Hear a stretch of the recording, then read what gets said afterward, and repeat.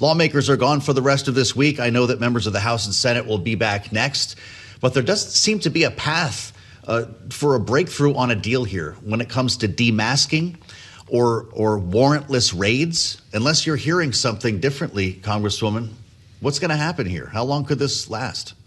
Well, I'm not. I understand maybe we've offered something else to the Republicans, but the Senate's gone. I mean, they're in Munich at the conference, or some of them are at the Olympics. They need to get back here and make some plans. You know, the shutdown really hurts Nevada. If you don't have TSA, where our tourism is already negatively impacted by this administration, and this will just hurt more. And there's such an easy solution. Pull those out. Pull out FEMA, pull out TSA, pull out Coast Guard, fund them and send them on their way, and then deal with the safeguards that we can put in place with with ICE.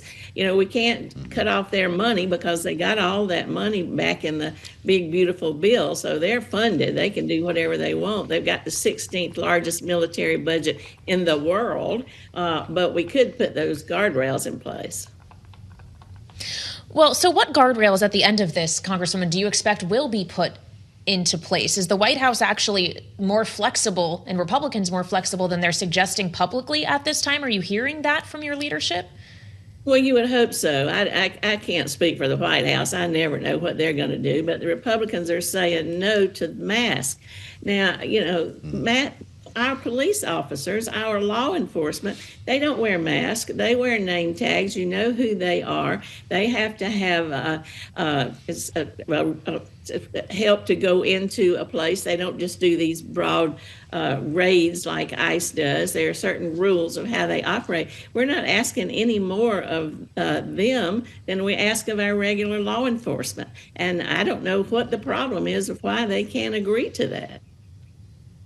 I know you're on the Transportation Committee in the House, Congresswoman. TSA is going to start missing paychecks, if I'm correct, the first week of March. Okay. Are there going to be any accommodations made for these workers, or are they going to start having some tough memories from the last shutdown?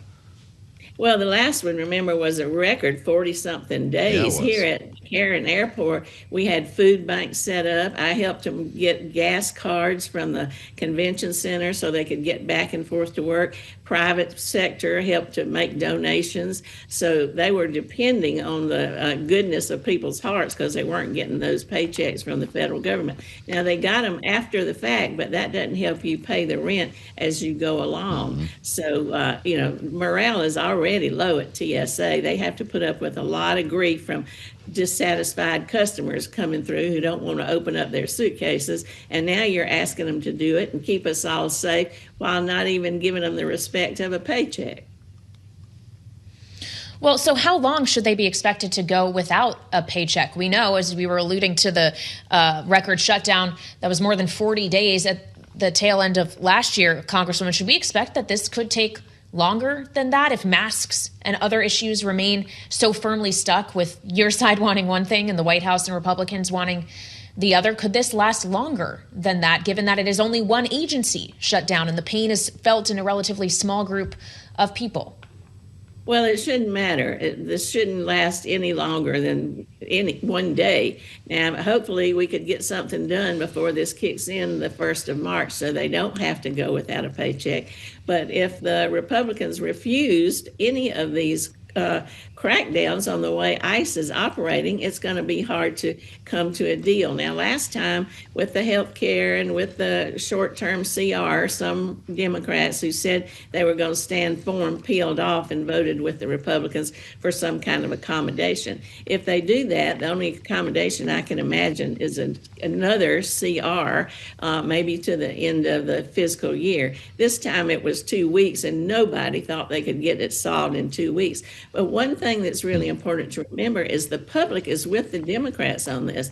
All the polling shows that the public thinks that these ICE characters should follow the same rules as regular law enforcement. That's all that we're asking. And the public agrees with that. They've seen the pictures of Minneapolis. They've said this is too much. This is not what we expected from an agency that was supposed to just be going after the bad guys. Mm-hmm. Congresswoman, I talked to your friend Derek Stevens a couple weeks ago before the Super Bowl. We talked about your Fair Bet Act.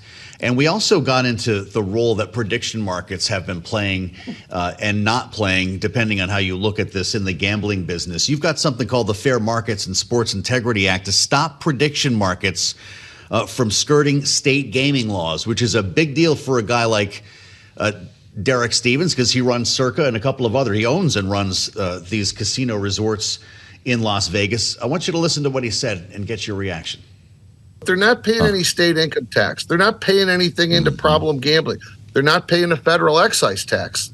You know, I realize there's a little bit of a surge of, let's support prediction markets, but I don't think that's necessarily the right long-term path here. I mean, think about it this way.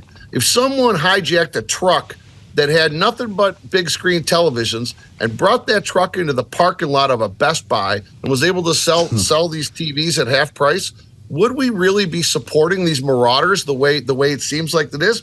I don't think so. And I think prediction markets have a great spot in America, in our economy, in our ecosystem. But what they're doing with sports betting, it's a little bit crazy. He calls them marauders, Congresswoman. Do you have support for that bill in Washington? Will you bring Derek Stevens here to testify? Well, Derek has been a great friend and an ally on my bill to allow 100% deduction from your losses for your income taxes out of that phantom money. So he has been a friend, and I agree with him on these prediction markets. You know, for the last decade, state by state, tribe by tribe, have put in place regulations for sports betting. And some places have said, no, we don't want any sports betting in our state. Now to just throw that out and totally ignore it by Kalshi and Polymarket because they want to do this without any of those guardrails, I don't think is right. Now, I have the bill, as you mentioned, that would stop that. I'm not saying do away with those. If they want to do innovation and they want to offer which bet on which bird flew off the wire or Jesus is coming back or what's Swifty going to wear, that's all fine. But when you move into the sports betting market, then you have got to follow the rules. So if you want to offer sports bets, fine, but just follow the rules of the states where they're already established. Well, Congresswoman, you refer to the state's rules here, and the new chair of the CFTC, Mike Selig, suggested today that this should be the CFTC's purview, prediction markets. They should oversee it at the federal level, not do it state by state. What's your response to that? Well, we've never had federal regulation of gaming. It's always been left to the states. And this agency is set up to oversee commodities markets. That's usually pork bellies and corn, things like that. And they do a good job of that. But they are not equipped to regulate gaming. They don't have the expertise. They don't have the bandwidth. They don't have the resources to do it. Now, let's also remember that there's some inside a little collaboration here, I guess might be the word for it, because you've got the president's son sitting on the board of the two biggest prediction market companies, Kalshi and Polymarket. And this person has been appointed who's now kind of in his argument to the courts, not mentioning sports betting, but mentioning innovation and opportunity. Yeah. He also fails to mention the things that Derek Stevens mentioned: no taxes, no protection for the gamer, no programs for problem gamers. We have to leave it there, but thank you so much for joining us. Democratic Congresswoman Dina Titus